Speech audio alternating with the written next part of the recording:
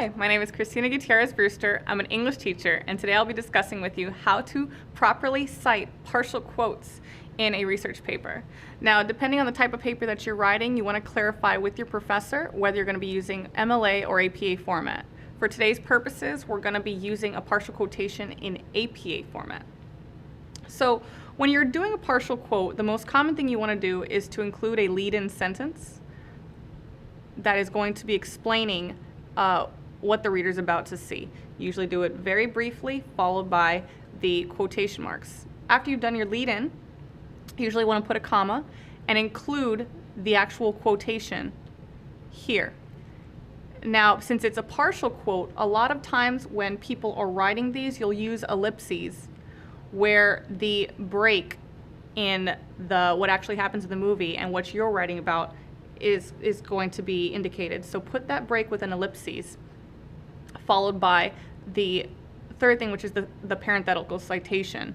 You want to include the author's, not the author, but the producer's last name and the director's last name, followed by the comma and the year that it was distributed. And the citation in the works cited page should include the normal way that you normally cite a movie or a film. Now, when you're doing this particular lead-in sample, an example you could do is with the lead-in. You would say, as evident in the film's climax. Make sure you have that comma after the lead-in. Put the quotation, carpe diem. Now in the film, he actually adds more to this, but we want to partially quote it. We want to skip right to the main part of our paragraph's main point, which is make your lives extraordinary. You see, what we did there is we took out that portion and in its place we put an ellipses. Close the quotation, put your producer and director's name,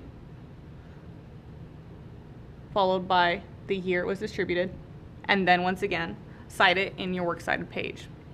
That's one example that you can use for your partial quotes in a research paper.